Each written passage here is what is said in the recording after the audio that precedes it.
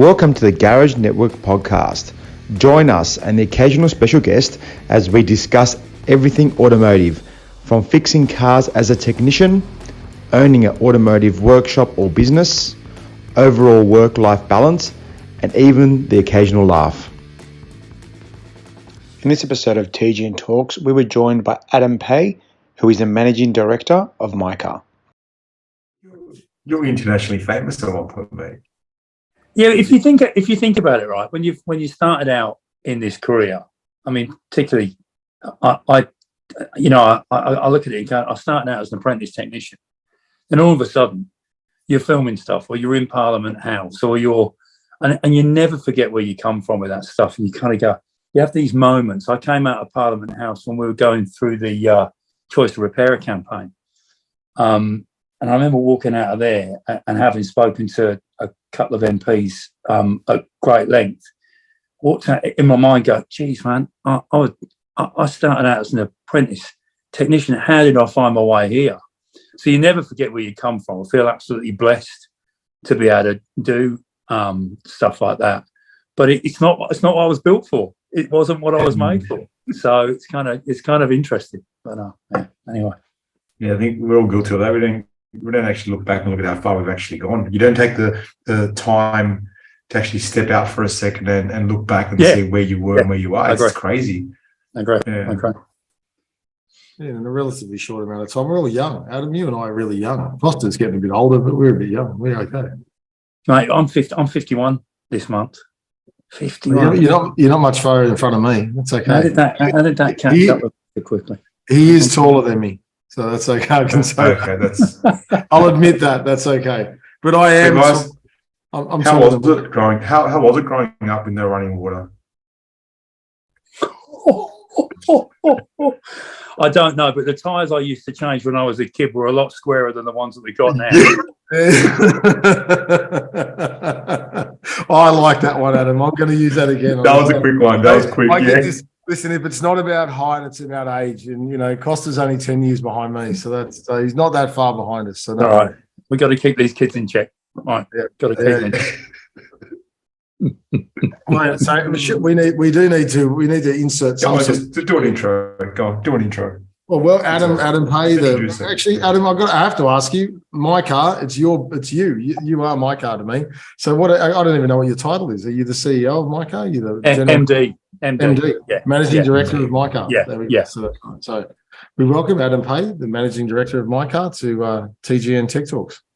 Thanks, Mike. Costa, I can't wait to chat. We've had a bit of a pre-call. So we're good to go.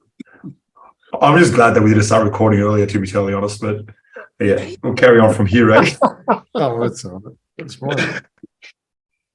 So, Adam, your history. When did you get into the trade? When were you an apprentice? What happened? What got you into it? And what's been your journey been so far? I mean, apprentice technician. So I'm a technician by trade. I don't know that I'm a great one now, which I think why people push me into management and leadership to keep them away from the cars. But I don't know. I was like lots of typical apprentices. I know we touched on, we might touch on the apprenticeship program at mycar tonight. Well, I think we got about 430, 440 apprentices at mycar, and I'm no different to any one of those. Whenever you walk into a store and you go, so why did you choose, auto? I love cars. And that's exactly, why I kind of stumbled into auto. I think that the difference with me was that I could have gone either way. I know that my mum particularly was looking at me going, if he doesn't do something, I'm not quite sure which way this is going to go. So what do you want to do, son? I said, well, I love cars. And I remember her setting up interviews for me. And getting me into kind of my YTS scheme over there. But that was a good few years ago now, way more than I'd like to admit. But I loved it. As soon as I got into it, I first worked at a forecourt, which was pumping fuel, and then driving a few of the second-hand sales cars around. And then I kind of picked up a spanner on a Saturday and ended up, doing a bit of work with that. And then I got a guy that I worked with then, Frank Angwin, that just took me under his wing and just pushed me to do more and more with the spanners. And I fell in love with it, absolutely fell in love with it. So I did I worked for VW Audi for a while, and then I worked for Renault too. So now I've worked for Renault, I can get my hands in just about anywhere. So that was an interesting. You become a good tech real quick working at Renault. Mate, yeah. I mean, the biggest mistake I made, and if anybody knows the old Renault 5 turbos and the Renault 21 stuff, the cars were built around the heater matrix pretty much. So when they went all the time, you had to kind of deconstruct the whole vehicle to put the heater matrix in there. And I became so good at it. I was so proud of it for about 15 minutes until I realised that every one of those that were going to come in, I was going to get to repair. So you're not that guy. Yeah, and I was. Yeah. And what's out? Where were you in the UK? So Daventry, Northants, which is a small town just outside Birmingham. Oh, okay. So I think back then, 16,000 people. I think it's got 40 or 50,000 now, so it's a bit different. But yeah, so I kind of found my way into it like that. Actually fell out of love with it though. So I did my 4-year apprenticeship, and then I kept looking at it going, there's got to be something more to this, and the money was terrible. And I know £29.50 a week it was at the time, and my mum was taking 10 quid a week board from me, which just leave me pretty much nothing. So I actually stumbled out of that when I came to the end of my apprenticeship, and then went into the service industry, so hospitality.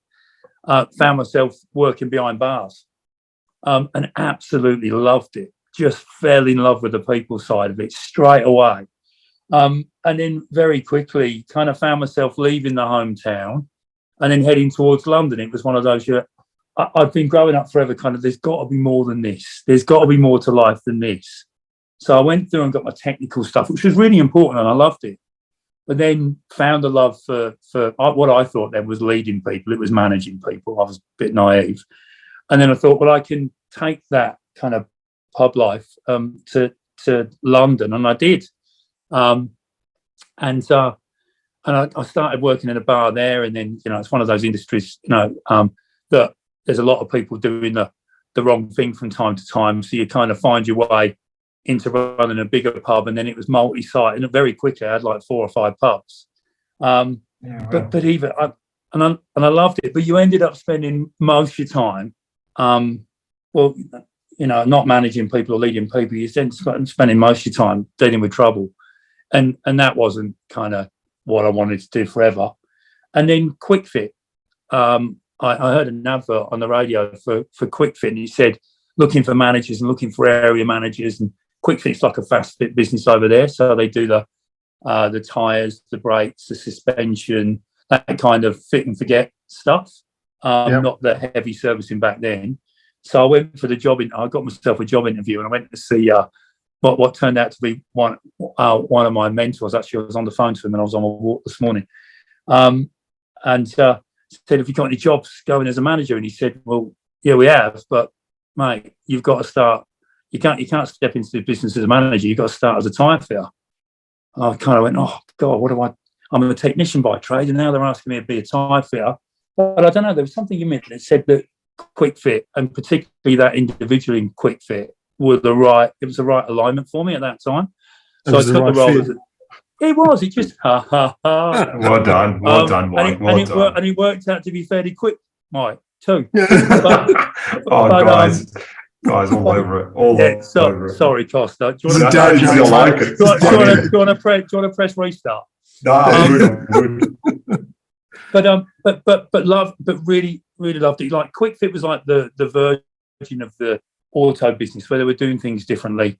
Lifetime guarantee on exhaust pipes, lifetime guarantee on accidental damage cover on tyres and brakes for life, and all of that cool stuff. And that was years ago. So it was just a really, really different slant on the industry. Are they still going now? Or are they gone broke? Yeah, I think they got 650 stores, and I think maybe 300 mobile vans. Yeah, they're a great outfit. But they don't. So just to get that right, they don't service. So they only fits. They don't do. Service. They do now. Lots of service and MOT work now, but they didn't back then. Yeah, right. And do you think do you think that specific store was really the catalyst for you, or was it more the company, the way it was run, or what made you think that this is awesome? I'm going to stick to this. I think it started out as being the company, because what I wanted to do was kind of keep my people skills, what I'd learned in the pubs, and then get back to the technical part. And I thought, how can I find a job that marries the both together? And Quick Fit just came along. But I tell you what, they were. So it started out being the Quick Fit thing, and I didn't know that I'd fall in love with it, and I did. But it was the people within the business that made the difference. And I didn't know what was happening to me back then.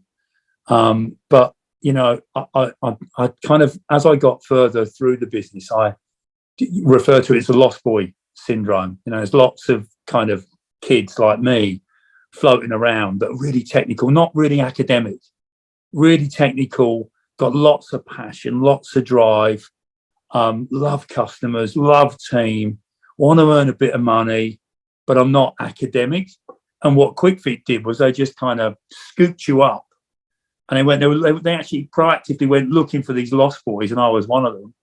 And then they scooped you up and put you into this, I don't know, this learning or training funnel that you didn't know what was happening.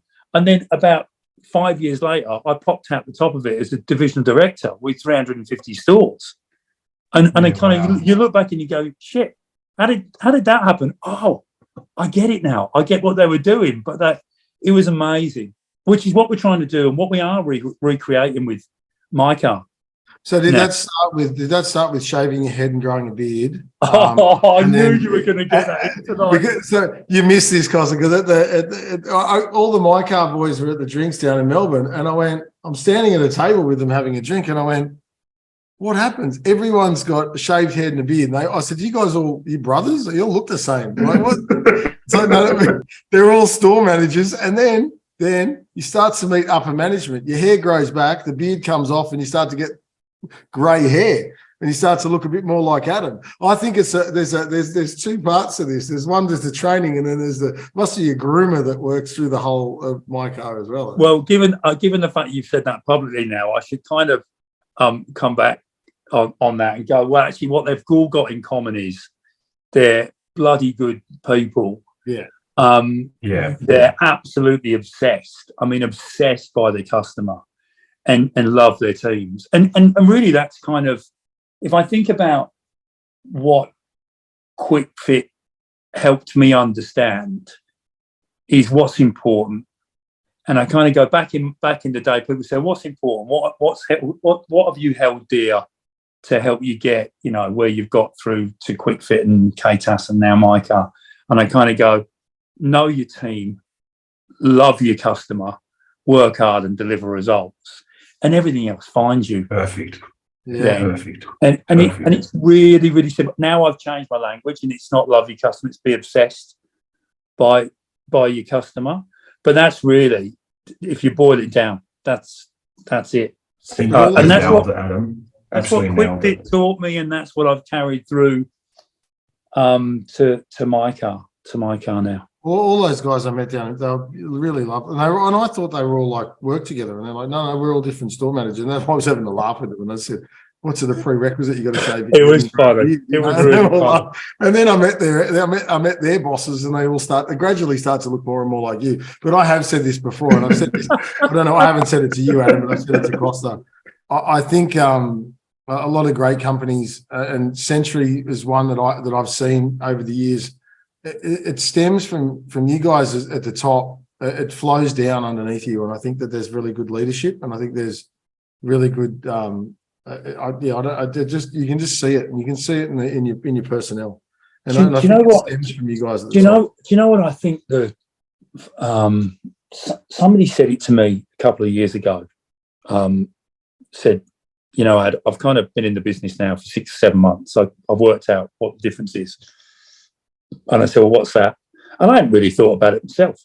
But he said to me, you know, if you join mycar, anything other than humble, you stand out for all the wrong reasons. Yeah. And I love that. Now, I mean, that's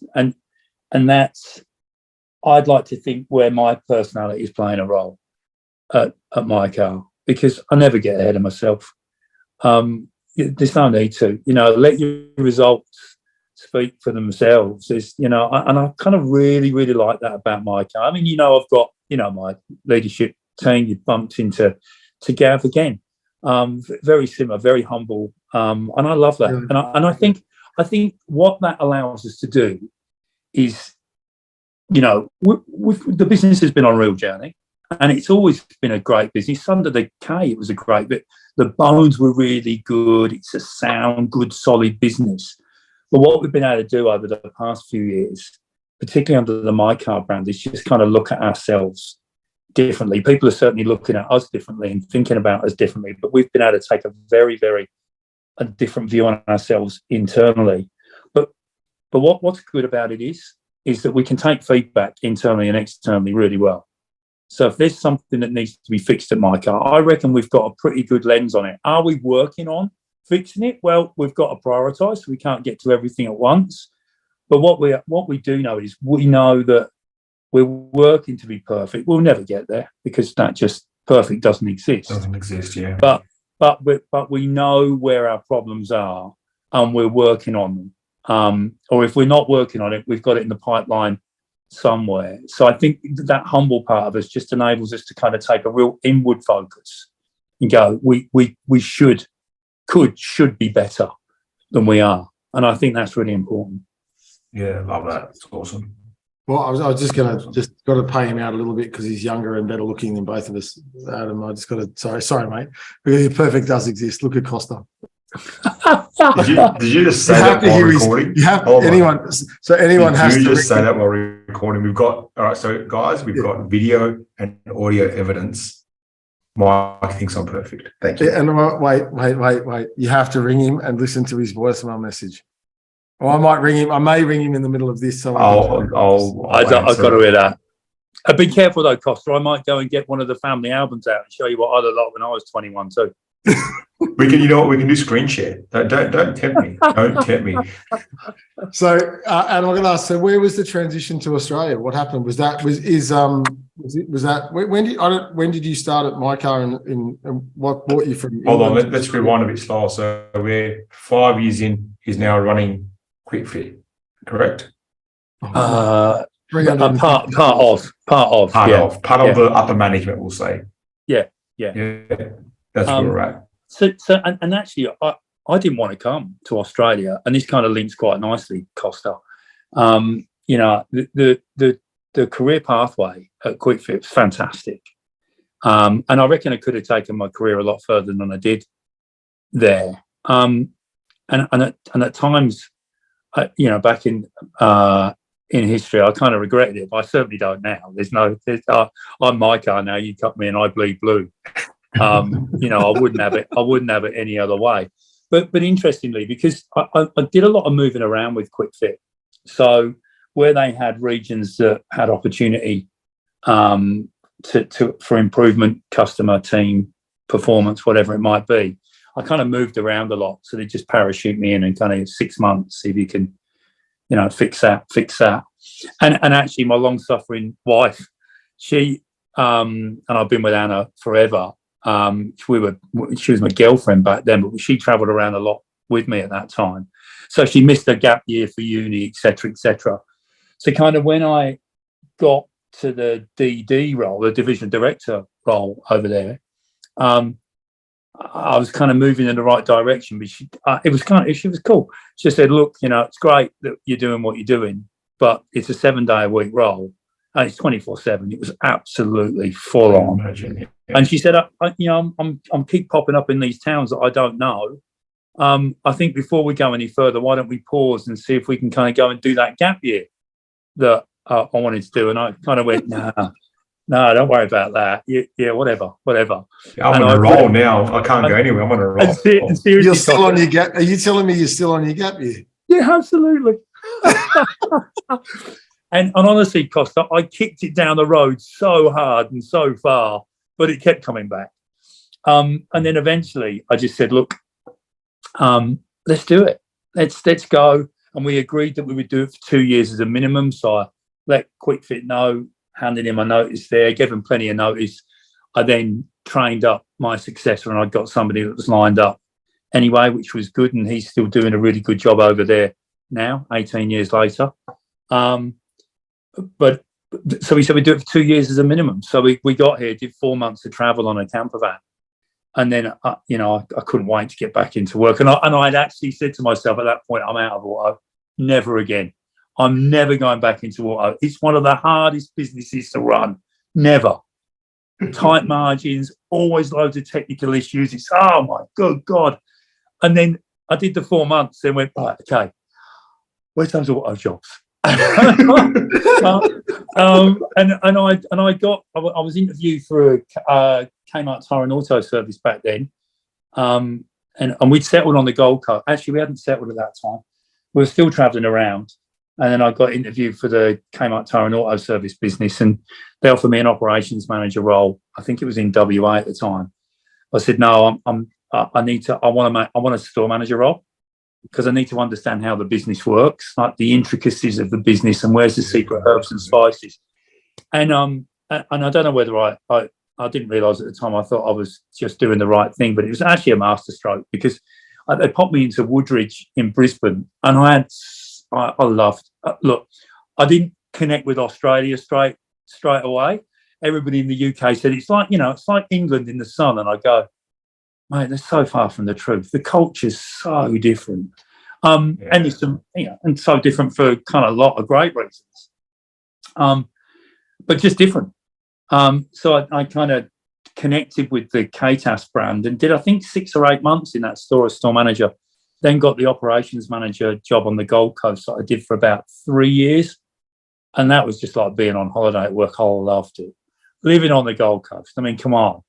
Everything that you can't get in the UK is on the Gold Coast. Sea, sand, surf, boats, all of that stuff. So I really connected with it. And I worked really hard. I loved it. I had 13, 14 stores and met some really, really good people at KTAS there. And a number of those people are still really, really closely aligned with my journey at my KTAS mycar now. So there's some really good long tenure there. But then I did that for 3 years and then got the New South Wales state manager role in 2008, 2009. And then got the GM of Ops role in 2011 and then got the MD role in 13. So it's a really quick journey. But again, that's just evidence of the fact that the career pathway at KTAS, now mycar, is absolutely alive and kicking. Tell you what, they did really well with their rebrand. Like we were driving past one like would have been a week or so ago. They've done really well with the rebrand. It looks super sharp. Really, really stands out. It does really well. Yeah, it's God, I could talk to you all night about the transition from the K to the M. I mean, what a journey that was. But yeah, the team did a fantastic job of that. And we it's interesting. It took us 6 months to change the signs, everything. So every sign on the front of a building, inside a building, on all of the work vehicles, stationary uniforms, the whole lot. Uniforms. It felt like it was overnight. Like it felt like it was overnight. Before, when I first heard that they've changed over to mycar, I was like, oh, you're right, they have. Yeah, I tell you what, Costa, that was kind of the rebadge rather than the rebrand. And we really struggled in that first year because we moved so quickly. We could tell the internal story to our teams, and the connection from our teams to the mycar brand was just incredible, in such a short period of time. But for customers, they were confused as all hell. Can you imagine? So all we saw was customer numbers come back and kind of everything. What?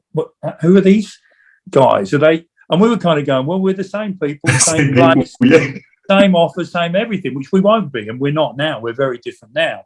But that was our kind of line at the beginning.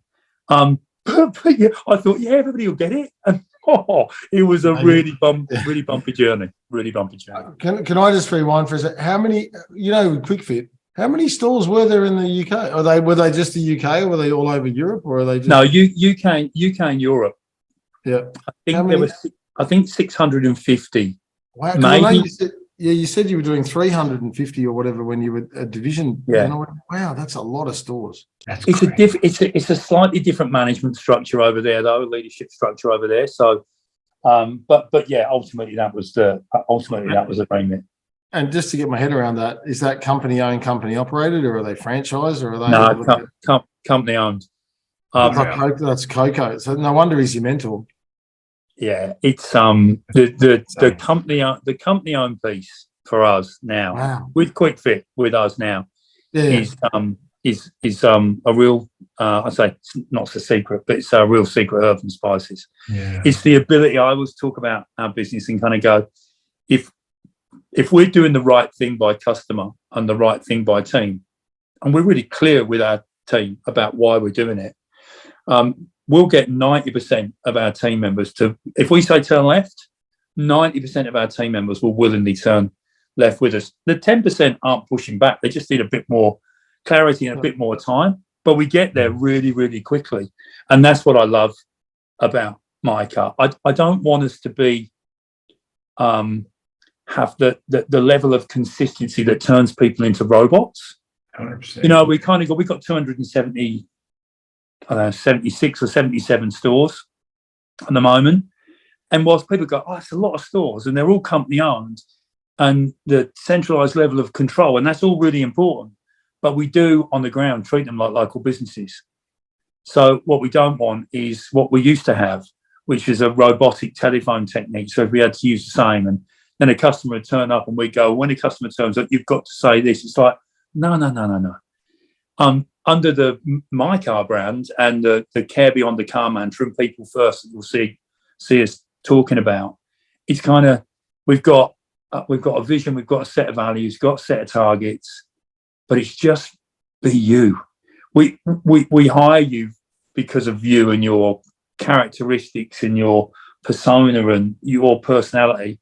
Why would we spend all of that time then taking it out of you by making you sound like a robot, which is what the industry in multi-site management does? And to be honest with you, under the K, I was part of the problem. So I would kind of go, everyone needs to talk the same. It's going, no. And actually what having the switch from KTAS to mycar is just taking the shackles off, just giving us so much room for growth in kind of what we call our staple diet of tyres, service and repair, but so much more. And I think everybody will see a very, very different mycar now, but over the next few years, we are going to reinvent ourselves completely. We'll be unrecognisable in 5 years' time. It'll be incredible. And that's and obviously is that been from above you, less pressure? I could without, you can edit this bit out. But is that like from the content? No, well, from the, like, because it's obviously when you're under KTAS, you're part of Kmart Tire and Auto, and that was obviously was West Farmers, wasn't it? Yeah, it was. Yeah. And West Farmers sold you to Continental Tires. Is that yeah? That the? I mean, I only go on what I hear. Yeah. Is that less pressure from that side with Continental, or is that they're giving you a bit more freedom? I reckon it's a great question, right? You know, when you're under West Farmers, they're fantastic, absolutely fantastic. We had nothing to do with Kmart, right? So we didn't even know the people that were running the Kmart business because we didn't understand socks and jocks, and they didn't understand tyres and service, and we kept in our lane. You know, the Kmart name for the Kmart discount department store is absolutely fantastic. Yeah. I mean, look what Guy and Ian and the gang have done with that business over the past few years, 10 years, maybe a bit longer now. But it wasn't right for an auto business. You know, we're working really hard to demonstrate, you know, excellent advice, great technical prowess, or awesome parts, all of that stuff. People are looking at Kmart going, I can buy 10 teas for $10. Where are you getting not the same from? thing? Yeah, not the same thing. From it? And it was, and actually, that played out unfavourably with the way the team felt about being a Kmart mechanic, and completely unfounded. I mean, honestly, our technicians are some of the best, and they were under the Kmart brand. No different under mycar. I think they just feel differently about the brands that they're under. So when I got the role in 2013, you know, my boss then said to me, you know, Magic one wish, what would you do? And I said, well, first one, I said I'd change the name. Secondly, I'd get us out from underneath Wesfarmers. And not for any other reason that we needed to, for the next part of the journey, be aligned with people that were like-minded, an owner that was auto. And Wesfarmers, I love the conversations with Wesfarmers in the boardroom. Retail, this, and the philosophy is still the same. It makes no difference whether you're selling socks and jocks and fruit and veg or tyres and service. And there were some really good conversations, but what being owned and what I wanted to be owned by was an auto business so that we could start to see around corners, particularly a global owner, where you can spend time with them and go to talk to me about EV, or talk to me about connected vehicle, or talk to me about, can you point me in the right direction? I was at a conference once after we went over to Continental. I was at a conference and I was presenting on KTAS back then and letting everybody know what it was. And I just said, well, we're going to be moving into EVs. And I said, does anybody in the room have anything to do with EVs? Now, if I'd have said that in Wesfarmers, you would have heard crickets. It's this guy at the back of the room just went, yeah, I'm head of EV over in this market here. Can you? And I connected with him straight away and got loads and loads of answers that I needed really, really quickly. So back to your question. The move from Wesfarmers, they gave us lots of freedom, lots of access to capital, placed a huge amount of trust in us. But we were a really, really small part of a behemoth business. Yeah, of course. And nobody knew what we did. So it's kind of like, don't worry about it, they've got it. And that's the way Wesfarmers run their businesses, autonomous business units. Set the tone from the top and then kind of put your leadership team in Coles and your leadership team in Kmart and Kmart Tire and Auto Service and Bunnings and let them get on with it, which was a fantastic model. With Continental, it's different because they're tyre manufacturers, so they look at things differently. But I tell you what, I've only met really, really good people in Conti, and more than helpful. And there's been no appetite to change our strategic direction in any way, shape, or form. All there has been is, I'd say, a higher level of investment, which comes with a higher level of interest. But it's good. It's good. It's just different. But I'm really enjoying it.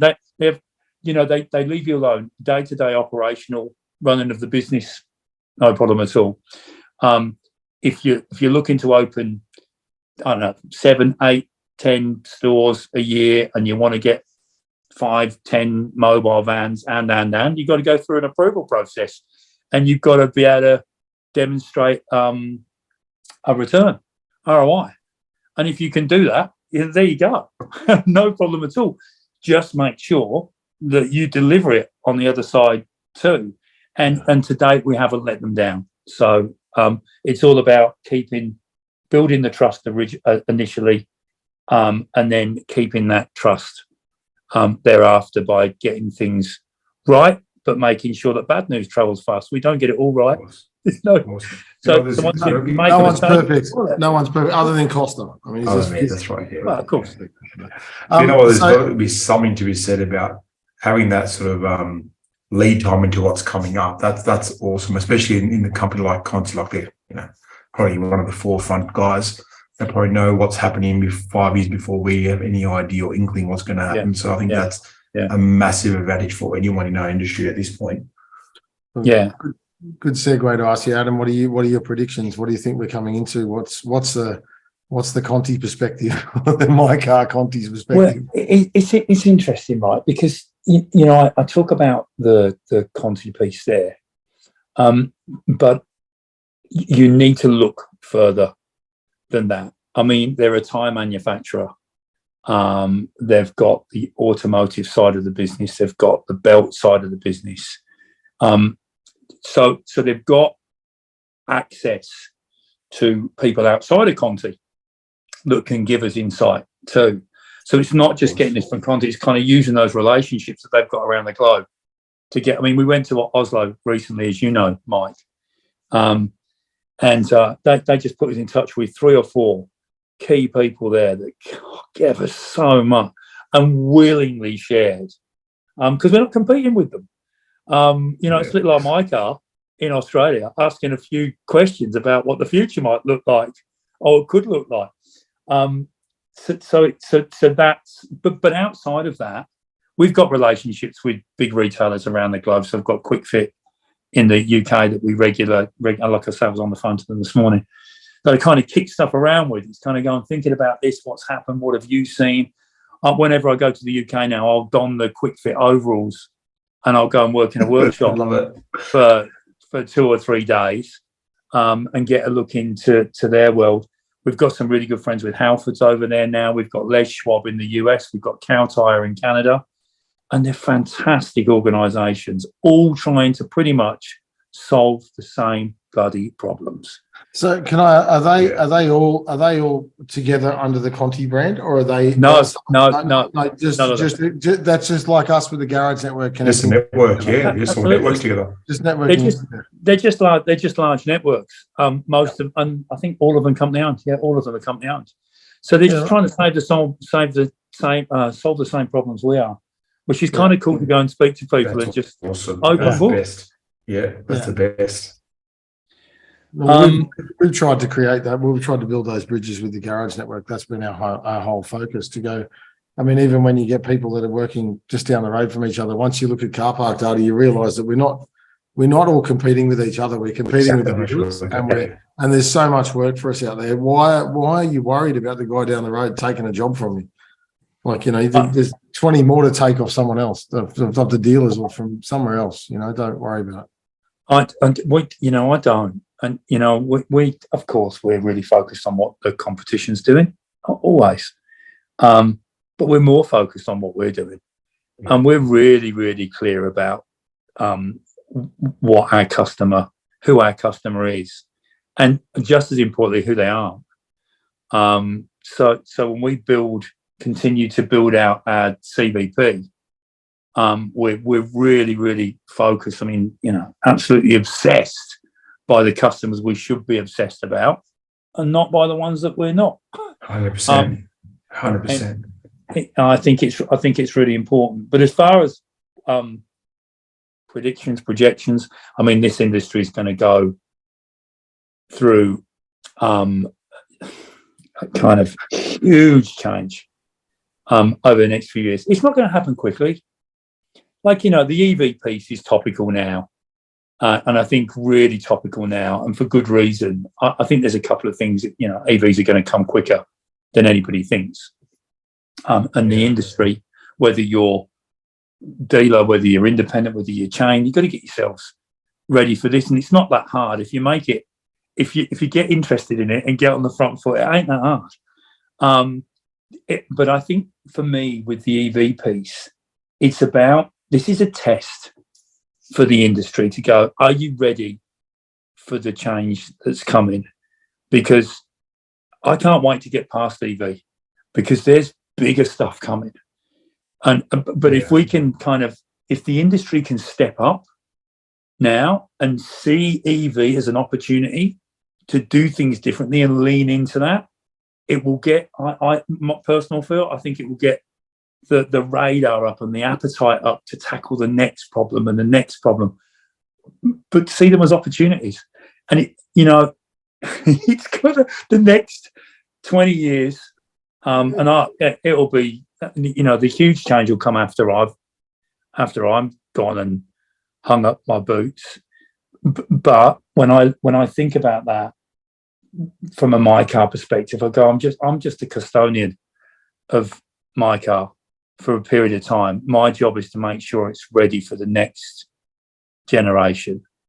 I may or may not see the benefit of that. It may, EVing, all of the other stuff that's coming, may come quicker, may be slower, but I don't know. I don't have a crystal ball, and that's what I love about right now, because nobody's got the answer, and nobody can challenge me on it, and I can't challenge anybody because nobody's got. No one has the facts. Yeah, no one has the facts. We've got the general direction, and I think for me, it's about making sure that my car is well placed for when I'm no longer there, and the next person picks it up.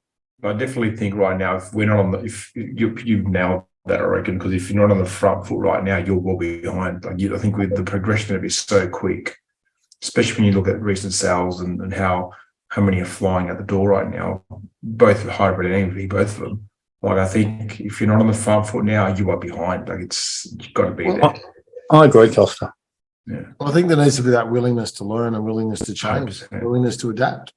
And I think COVID was a good opportunity for us to go, well, as small businesses, we can make those decisions. You would have done this well with your business, Adam. Yeah, I think that, like, I look beyond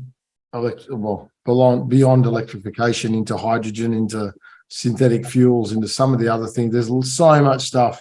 It's there's a myriad of different things coming at all different directions, and I think that EVs we're on the front foot, and it's the number one headline thing at the moment.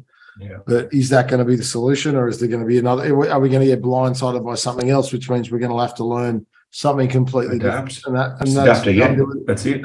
That's our ability to adapt. And those that look, it might be a natural progression for those that go, look, I'm not interested. I don't want to know.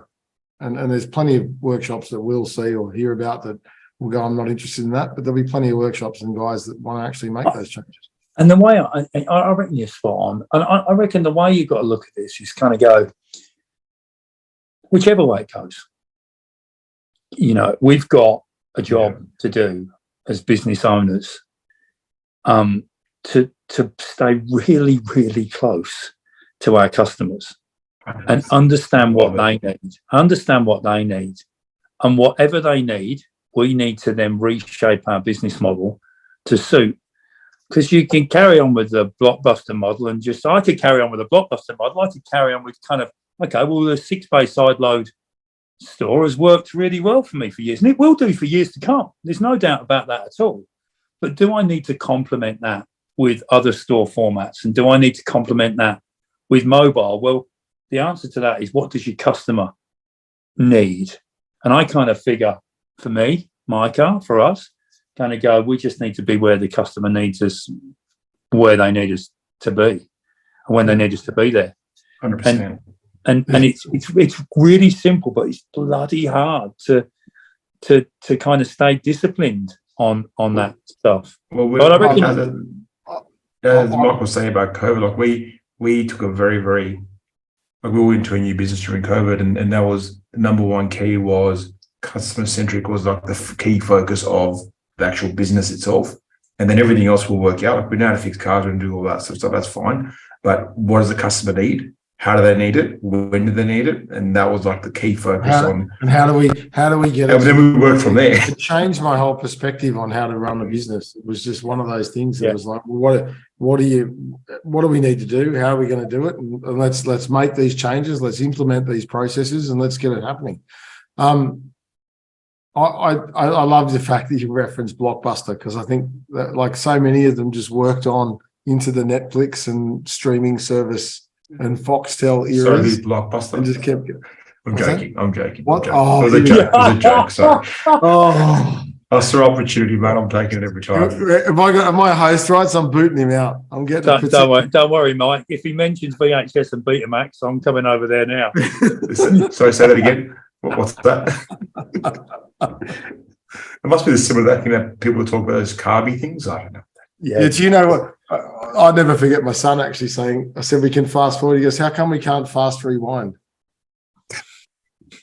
You could fast rewind back in the day. But you know, Costa, you just touched on something there about carby. And I think, if I think about us as kind of you as business owners, me as a kind of mycar, or leading the mycar team, it's kind of, there's a lot to tackle at the moment. I always joke, and I kind of go, I feel like I'm the boy with the finger in the dam. I kind of don't know which if I pull that finger out, how much water and then what's going to happen? Yeah, it's really difficult. But the carby piece that you said there, I mean, I was around, and they were things that kind of air and fuel went through Costa, and they kind of then went into magic box. That yeah, magic box. Yeah, but I remember when I was a technician, and I was probably coming to the end of my apprenticeship, maybe I can't remember what it was, 92 or something like that now. But the talk around the industry is, oh my God, there's going to be computers in cars, and the carby's dead. What do we do? And I remember back then thinking, but surely we went from horse and car to car, so we can go from carby to EFI. And I remember, I was in the UK at the time, everybody panicking about it, going, God, it can't be that difficult. But I think, again, this comes back to being really, really careful about where you invest, not over-investing, not under-investing. That's why we went to Oslo. You know, how soon is too soon with EV, and how late is too late. And the key piece that came out of it was, if you think you're going early, you're not going early enough. Go now. So anybody listening to this podcast, I challenge you you don't have to overinvest. You just, when I say go, I mean, get interested in it, learn it, and the opportunity will reveal itself. You know, I mean, you'll see it everywhere. We've only got 30 EV ready stores. But we'll be growing that. I think it's 10 this year, maybe 15. But we couldn't afford to go with 277 stores with EV. Of course. Because of the training and the equipment and the layout and all of that. And some of our stores just won't lend themselves to it anyway. Not for a good while. But what we, you know, when we started out 2 years ago looking at our EV, or we call it our clean fuel vehicle strategy, we had no idea. We just sat around and we said, look, let's just start somewhere. Let's gather some information together. We were looking on LinkedIn. We went overseas. We looked overseas. Sorry, didn't go overseas. Looked overseas, gathered information, and then slowly but surely it kind of made sense. And particularly Keith, who's my CFO, he joined about, it must be 2 years ago, and he's from Qantas and Koala. So I said to him, I need you to become auto, but I want you to be the new auto, so you can wrestle the EV strap to the ground. Of course. So it was about, and him and Tom, who's head of safety, wellbeing, and technical training. They just kind of wrestled it to the ground, and then the more that you got into it, and the more you listened, and the more you read, and the more you shared, the more the opportunity, the more it revealed itself as an opportunity. And I just say, whether that, you know, and I kind of go, for us, whether you got petrol car, diesel car, hybrid, electric, whatever the next fit's coming, I just need to be there for my customer when they need us to service their vehicle and do their tyres. But I'll tell you what, there'll be a need. There's going to be ICE vehicles on the road for many, many years to come. Yeah. But I think the conversation will very quickly start to go to emissions. Before long, it'll be an emissions conversation, and the role that we'll play is keeping those cars in good nick emissions as we transition from to. Within the realm, because emissions has been talked about so many years, especially in New South Wales, as part of our roadworthy inspection. We had it on our old pink slip, and in our pink slip books, the printed pink slips, there was an emissions section. We used to put a cost through it, and we never did anything about it. But you wouldn't know what they were. Your pink slip book, you probably don't. No, I've seen one before. It was in this museum I went to. Like, there's a lot of old stuff. Well, actually, that reminds me, Adam. This has happened throughout our industry for so many years. I had an old marine mechanic and a marine engineer tell me I had my gap year in '98, and Costa wouldn't know. Costa wasn't even born. I went over to the UK and travelled around Europe in '98 and ended up back in England.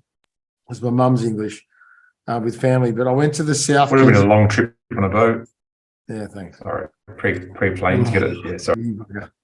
No, I don't know if you ever went there, but the South Kensington Science Museum, I have no idea if it's still there, but I spent 3 days in there in London. It has the history from steam engine all the way through to petrol engine and diesel, and going from single overhead cam to double overhead cam, and all of the things that people thought of to get a push rod that's running off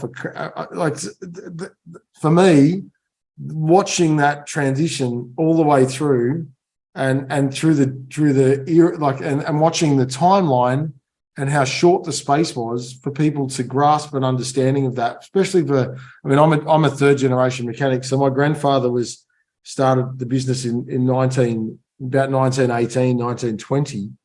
So I look at what he had to deal with in the changes on the cars that I've still got books on here that we can go through, and you could flick through and go, that's only got 3 cylinders and it's got a push rod that doesn't run off a camshaft, it runs off the crankshaft, and then they've had to then they realized that we need a camshaft to spin at half the speed, so we're going to do that by changing the numbers of teeth on a chain or on a belt, and that wasn't done.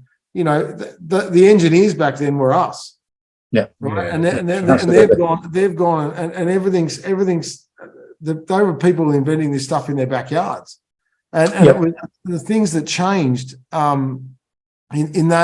in those eras to bring us up to like even the 1990s when I started my apprenticeship at the end of Carvey to fuel injection. It's been a forever changing industry, and it's never ever stopped. It's never paused for one moment. And part of what I'll talk about at AutoCare is one of the on stage is one of my presentations which I've done for local council, which is about sustainability. And since I started in this industry, it's always been about emissions, and that changed in about the 1980s and 1990s, and the whole industry, and from an engineering perspective, has had a massive focus on every change that we've had since the 1990s has been about, or 1980s, I should say, has been about reducing emissions and making cars more fuel efficient and less polluting to the environment, which then takes us on another journey again, and it keeps things moving. And I think that South Kensington Science Museum may need to move somewhere that's bigger, because they're going to have to keep changing. The transition is going to keep going, and it's never going to stop. And I agree. And if you think about the industry, it's been going through a constant change for years, and has handled it really, really well. So what's so different about the next 20, 30, 40, 50 years? I kind of go, we've got a bunch of really good people in this industry, smart people, and you kind of go, I look at it, I'm fascinated, absolutely fascinated about the next part of the journey. The problem for me is I'll have to retire before I get to see the really cool stuff. I'll be hanging around in the background. Look, that's okay. You can always, if you're staying in Australia, you can always come and work for me, because I heard you did 50 tyres the other day before lunch. So that's okay. That's all right. 49. Okay, right. You don't exaggerate, Mike. Jeez. You've always got a job here, mate. You can just come and hang out. Just come and just come and tinker. That's fine. We're not far away, so that's okay. Might drive you mad. Now, I do have something that interests me a lot of, specifically. Now, I've heard a lot of wonderful things about an apprenticeship program that you guys are running over there at mycar. Doing something a little bit different, something a little bit special over there. Can you maybe let us a little bit in on that? I've been told a little bit about it from Mike, but I think it'd be nice to hear from you as well, because you guys got an award as well. Was it the AA as well? That's when we met. I reckon it's a great program. It's been around for a long time, KTAS. Now mycar. I think if I just draw back a touch and kind of go, we run 277 stores. We've got an obligation as a business to bring people through the mycar network. It's funny, I was on the edge of sending out, I think I said to you, Mike, when we caught up at the AAA board meeting, I saw this fantastic post about mycar apprentices we're taking on. We're taking on 100. I think it's 100 between November last year and maybe March this year. 50 of those will be full-time apprentices, and 50 of them will be school-based apprentices. And I saw this wonderful post. We've got an apprenticeship program coordinator that looks after we've got some really good partnerships with the TAFE that look after the schooling. We've got really, really good. We're really careful to pair certain apprentices with certain stores and certain leaders, so they become the kind of father figure and the mentor for them. And in the middle, we've got apprentice coordinator, kind of takes care of all of the experience side of it. She posted on LinkedIn, and I nearly went I was kind of nervous about posting. I went, yeah, fantastic. It's great to see the new people coming through, leaders of the future, because that's exactly what they are. And I nearly said, they won't all stay with mycar. But I thought people might think we've got a turnover problem then. So it's really funny. I didn't post that. But actually what I wanted to say was, not all of it. We want to keep all of these guys and girls.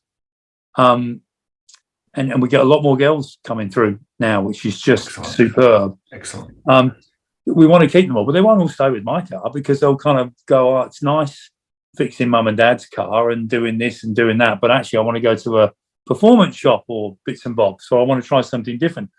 But our role is to make sure that we kind of develop well-rounded apprentices that can kind of leave mycar, hopefully they stay and may remain technicians and go on to be managers and leaders, or stay technicians, whatever they want to do. But at the end of their apprenticeship, they want to go somewhere else. I want them to come to your place, Mike Costa, and you go, oh my God, that technician there, bloody fantastic. What a lovely kid. mycar won. So I'm going to take them, but it takes a lot of work. And we've years ago cracked the attitude towards apprentices that used to be and still lives on in different places of the world, not at mycar, going, they're not productive, so why would I have one?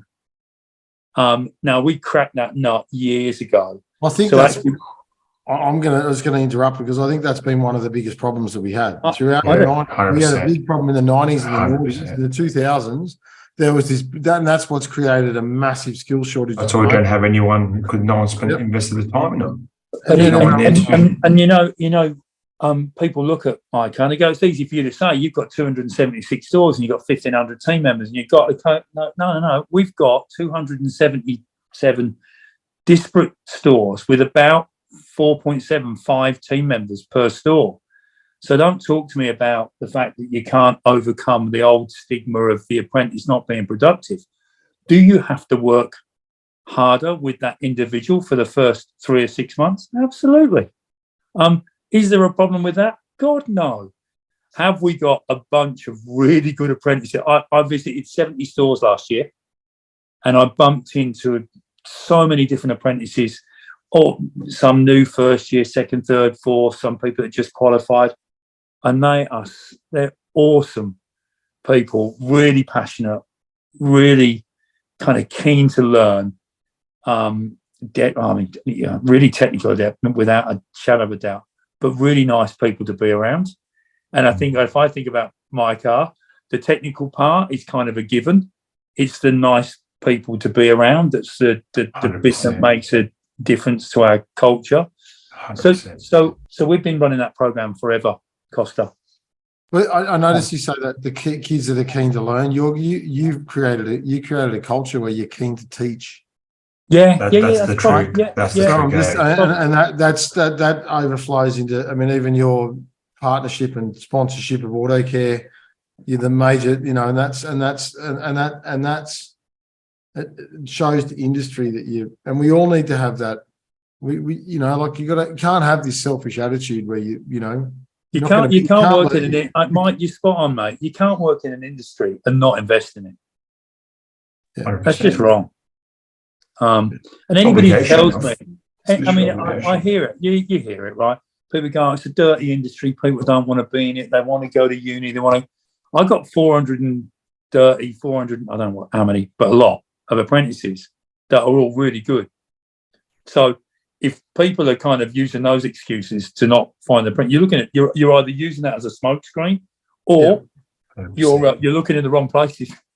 It's not that dirty an industry. I mean, it can be. Don't get me wrong. There are things make a mess and things happen, but it doesn't have to be a dirty industry. And there's lots and lots of different roles within the industry. I mean, we discussed this at AAA, and Costa and I know, but there's so many different roles. And they, if you start out as an apprentice and you're not very good technically, or you're not very good, and you're really good at sales, or you're really good at different things. There's so many roles, so many side steps. There's so many options.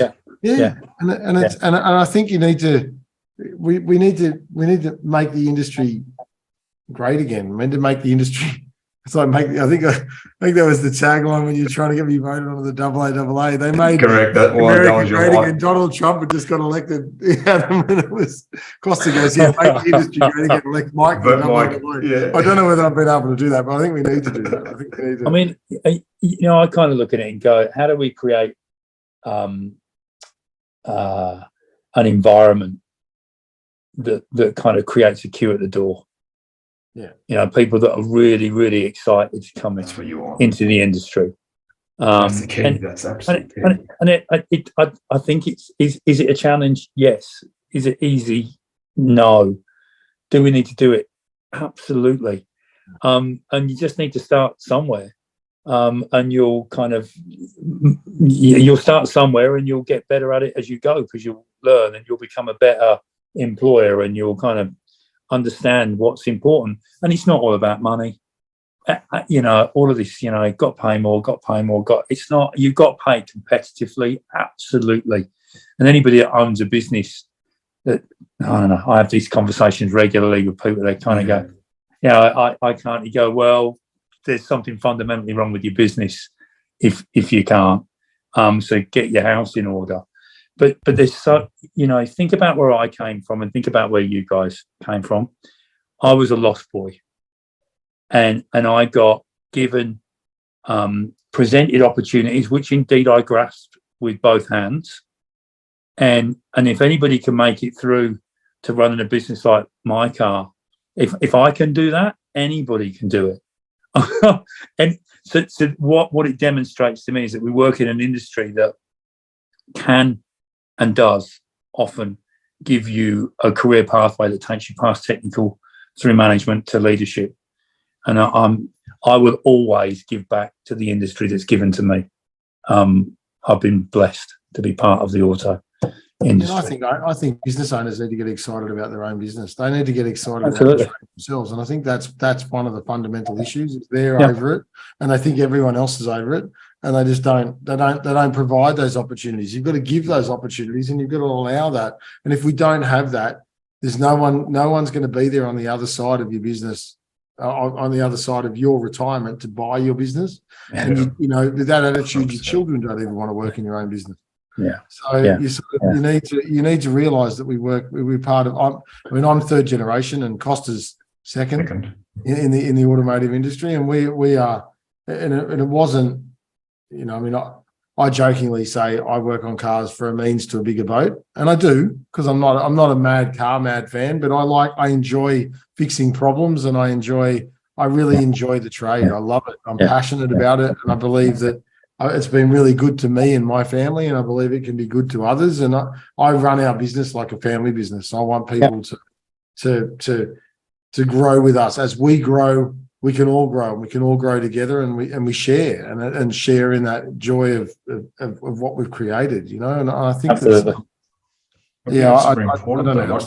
Like Adam was saying, I think that's super important. Like Adam was saying, you got to be competitive in pricing, but you find most of the time, I've found from when you speak to people, that people don't stay for the pay pack. They generally stay for the people and the culture within that they're in, because sometimes you can't pay for that. I agree, Costa. It's simply create an environment, and we're not perfect, right? I'm talking mycar. We're not perfect. You kind of go create an environment where less people want to leave and more people want to stay. Yeah, that's it. Simple, right? Yeah, I mean, there's lots of levers you've got to pull and push, and there's lots of different parts to it, but you can't ignore them. You've got to find out which ones are most important and invest your time, energy, effort, money, whatever it might be, in the stuff that's going to make a difference. Yeah, and the ones that want to stay, you invest your time and everything in. If they want to leave, they go. It's fine. It's not an issue. You know? I kind of bump into them all the time. I mean, people that have been right the way through from an apprentice that are now running states, running regions, running stores. I don't know. There's just so many opportunities. It's incredible. It's great. You know what's cool? One thing I've noticed now recently, speaking to a lot of guys sort of that are running these bigger companies, it's the longevity of people staying in that same company generally is a good indication of how good that company is, because you see some companies, in and out, big chopper chains, always changing management specifically. Then you see other ones that have the long-term guys in there, and it seems to be like it's a happy place to be working at. Yeah, I agree. I know we noticed that when we had a chat to Wayne Bryant. Like Wayne being a delivery driver all the way through to being the head crazy. of GPC. It was amazing. I mean, that's someone I am taller than Wayne. It's official. Okay, I'm just. I haven't seen evidence. Adam was there. There's a photo. There is a photo where I'm on my knees and he's taller than me. But I've not seen the evidence. Did you know he was a jockey, Adam? Yeah, I did. Yeah. I didn't. I didn't know. Oh, yes, right. Yeah. So we sort of know where mycar's going. What about Adam? Where's Adam going in the future? What's his path? Is he gonna see his time out in mycar? Is that the plan?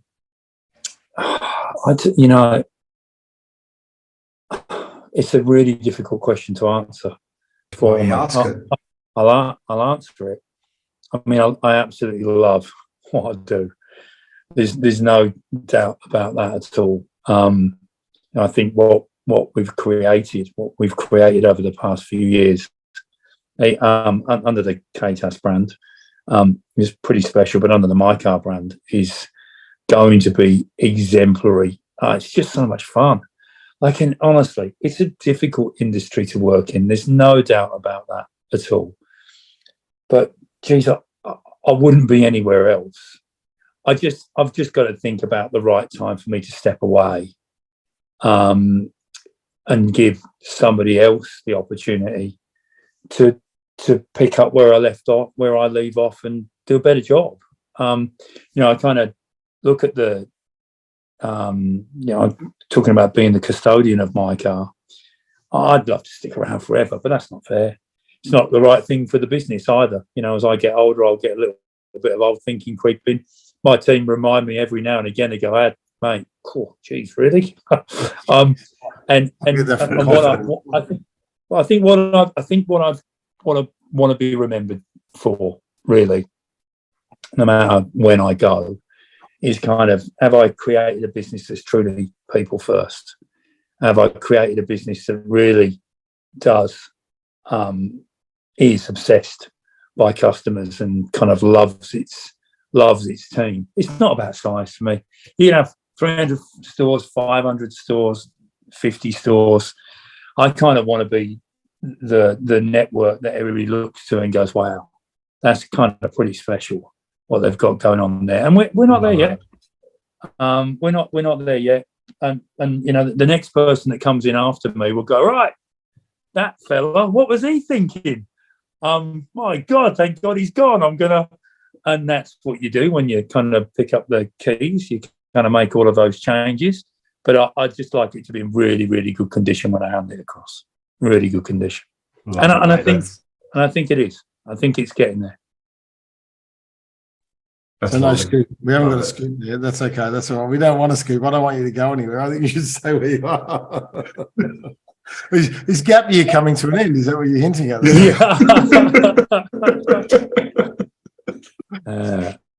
So I have a question about your R plate program that you've just done, and I think a few people may have heard this on the radio. I heard it on the radio on the way down to obviously I was driving, and it was late last year. When did you launch the I think it was October. Yeah. So some people may not know about what it is. Yeah, can you fill me that in on that? Because you wouldn't tell me the secret. I can't believe, Costa, that you haven't been following it, mate. What's going on? Or is it I've got all this, too old for you, is it, Costa? No, I've got all this spare time in the world, so that's what I do. Sit and watch telly all day waiting for these ads. No, it's what can I give you the backstory to it, Mike? We've got a few minutes. We've got time. Have you got time? I don't know what I'm fine. It was, I think it was in between lockdowns or first vax, that I jumped in the car in the driveway here, and it's the first time I'd driven the car for like 6 weeks. Now, I don't know whether I'm a good driver, but I'd like to think I'm a confident driver. So I jumped in the car, and it kind of took me what felt like 30 seconds, probably 4 or 5 seconds, to just reacquaint myself with the vehicle. I shut the door and I went, is it a turn key, or if I've got a key in the pocket? Kind of put my feet on the pedals and I went, yeah, that's the brake, that's good. You know, it was kind of really alien for me to be in the car. I got the blip for the gate. Don't forget to open the gate. Don't forget to open the gate. So I was just kind of anxious. So I finally reversed off the driveway. It took me about 2 roundabouts to get comfortable with driving the car again. Which then we at that time we have monthly huddles at mycar, 130, 150 people, either in person or on Teams. Back then it was on Teams. And I said, God, geez, it was hard for me to get the car for driveway yesterday. I felt really kind of lost for a few minutes. And then a couple of people said, actually, I did too. It's kind of really weird. Anyway, so I'd forgotten about it. And then we came together in the office when we got back together in store support. And somebody came over to me and said, you know, what you shared there was how I felt, not just post-COVID, but I felt that when I had an accident in my vehicle 6 years ago or 6 months ago. I can't remember now. So I just didn't want to get back in. I was really nervous about it. Anyway, so it started to find a life of its own at mycar, more people talking about it. And then Adele, who's my chief customer officer, she kind of said, I reckon there's something here, you know, for the industry. There's something here. I don't quite know what it is, but let's go and kick it around with TBWA as our marketing and brand partners. I'd totally forgotten about it, to be honest with you. And then Adele came back about 6 months later and said, I've got this concept around R plates. And what it is, Costa, is just so return driver plate. Yeah, okay. It kind of says if it's been a while since you've been on the road or you've had a traumatic experience previously, this might, that's it, yeah. Oh, you can't, I don't know if you get, no, I won't focus on this. Hang on, but you know, it's right. You know, popping this plate on your car might just create, that's it. Might just create a bit more empathy from drivers. And, you know, we don't imagine it's going to be a plate that's on the car for a long period of time. Maybe it's on there for a couple of weeks. You get yourself back comfortable again, and then you take the plate off and you kind of throw it away or whatever you want to do, hand it down. But actually what Adele and TBWA had done was gone out and done some market research. So I've done some research on this, and you'd be staggered the percentage. I haven't got the stats with me now. I should know it. Of people that say they've been nervous, anxious about getting back onto the road after COVID or after a traumatic experience. Yeah. It would be absolutely. So just to cut them some slack, just for other road users to go, hey, listen, they've had a bad, like it's almost like putting your hand up to go, hey, I've had a bad experience, so just cut me a bit of slack. Yeah, I need to find a bit of room. Etc. You know, the same reason we have L plates on cars. I'm learning to drive exactly that. Slack. It's a bit like, hey, look, I haven't been behind the wheel for a while. I need a bit of just. Give me a bit of room. With me, just give me a bit of room and bear with me, and have a little bit of respect for other people. R is a good word for that. It's like have a little bit of respect. Like and after COVID, some of that was lost. So we went out with it, and always have a mind for it not to be attached to an offer. we didn't want it to be, excuse my French, wanky. Like, this was truly about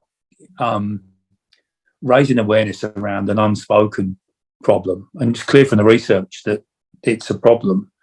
So we kind of said, well, look, here's what it is, and this is why, and then we launched with it, and it just went bananas, absolutely bananas, and we did not expect it to. I mean, I was away with the family that week, and I'd kind of forgotten that we were going live with it, and I wish I hadn't taken that week off.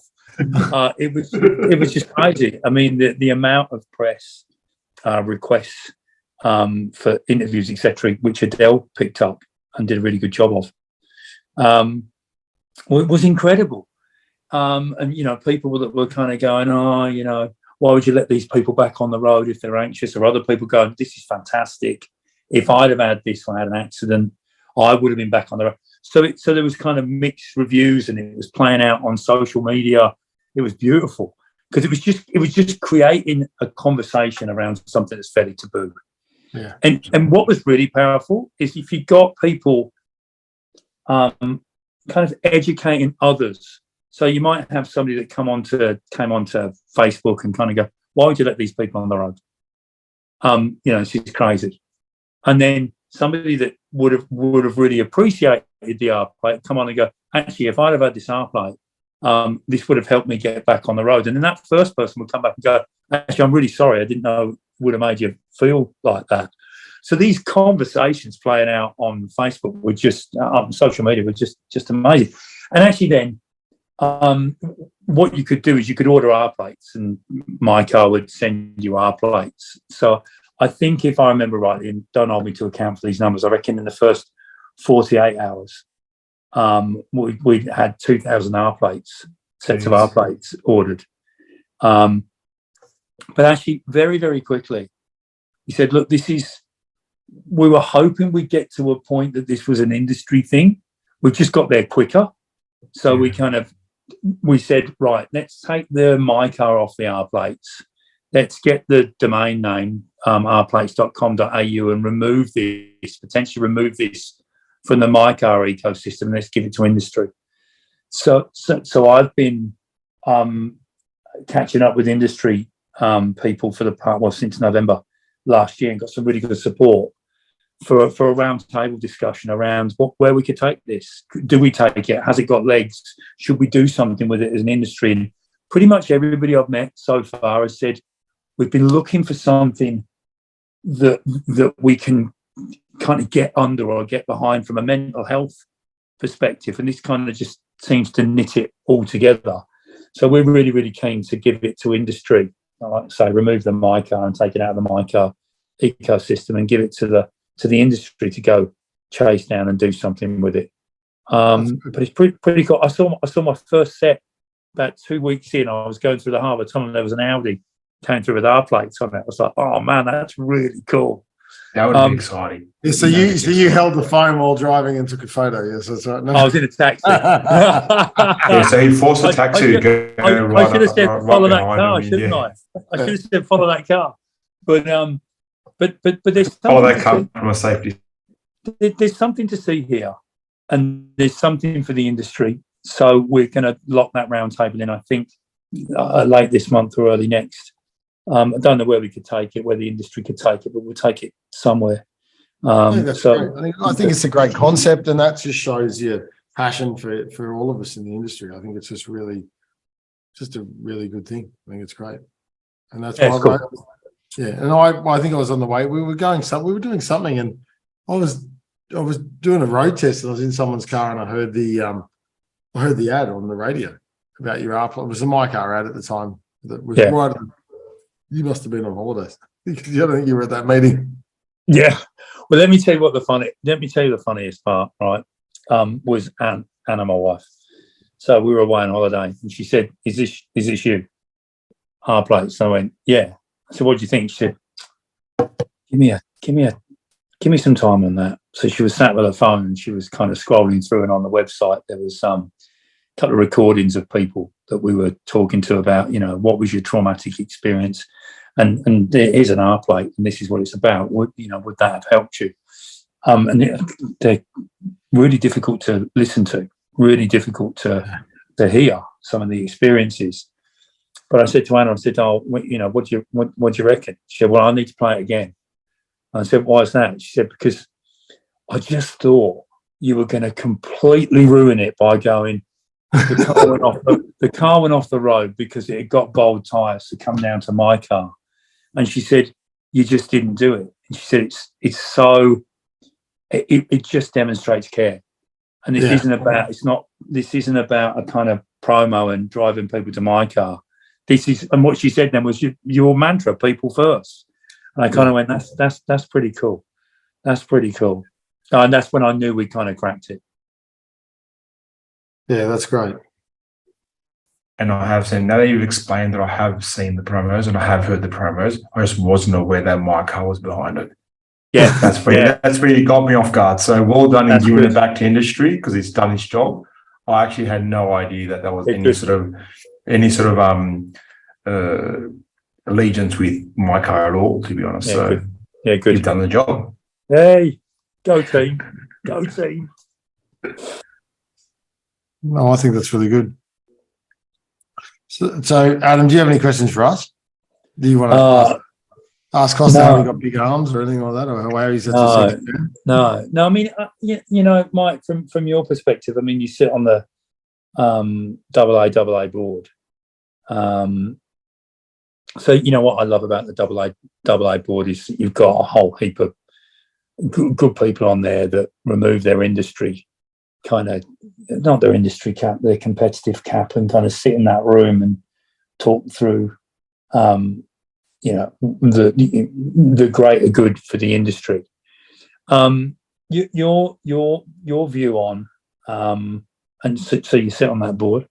Your view on what the next few years looks like. I mean, I sit from a very mycar view, 277 stores. So I've got a view on the world and how I need to tackle that. But as an independent operator, getting a view of the collective view of the world from the AA and all of the stuff that you do to keep your business ahead of the pack. What's your thoughts on the next few years? Yeah, wow. That's a hard question to answer. And from what we see, and like we get a lot of, I mean, we had a great presentation from Bosch, and I don't know that we saw at our strategic planning meeting, which my first ever strategic planning meeting for a business or anything like that, which was really, really good. Look, I don't, it's a mixed bag. I'm in so many different minds. I think about, and like I said to you guys before, I go back to in 1998 when I was at the South Kensington Science Museum, and I looked at the evolution of from steam engine to petrol engine to diesel engine and I remember being fascinated by the fact that who thought to turn a camshaft at half the speed of a crankshaft, right? And I just thought of this from an engineering perspective. I thought, oh wow, what a transition we went from to a distributor to coils to coil over plug to fuel injection and all the minds and the mind power and the brain power that's behind all of that, which made my mind go, like, it just makes your mind explode. Look, I know from our perspective and some of the insights we get to industry that EVs are a hot topic at the moment politically, because of climate change and because of everything that's going on in that space. And I'm not a climate change denier, and I know anyone that leads a sentence like that.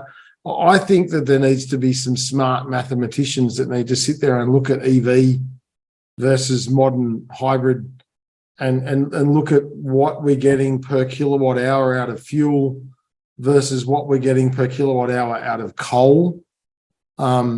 I run a sustainable business with solar, and solar doesn't work when the sun doesn't shine. So we have an issue that there are there are lots of speed bumps and hurdles on the electric car side of things that I see becoming an issue. But that's me being an absolute realist. Where do we go from this? I truly believe we're going to get a hybrid mix of everything. We're going to have people that are going to work on EV. We're going to have hydrogen. We're going to have synthetic fuels. We're going to have that are going to keep some of those ICE vehicles on the road for longer. I'm an advocate for some form of emissions testing on our vehicles, and people may disagree with me with that, and that's a very controversial thing to say, but I think we needed to use a check engine light as a reason for rejection for registration for a very long time, because I think we need to, the hippie driving a 1960s Kombi polluted the environment way, way, way more than a yuppie living in Balmain driving a new BMW for many, many years.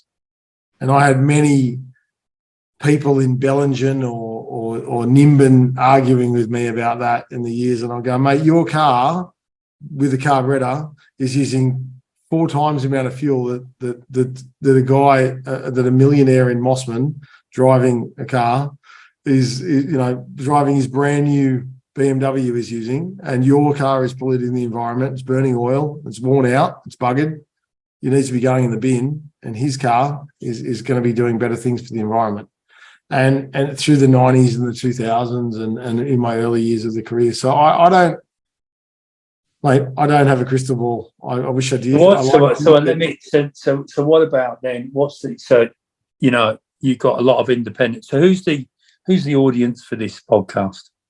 Look, it'll probably be a higher mix of independents. I think that the most recent was highly automotive industry business owner. About workshop.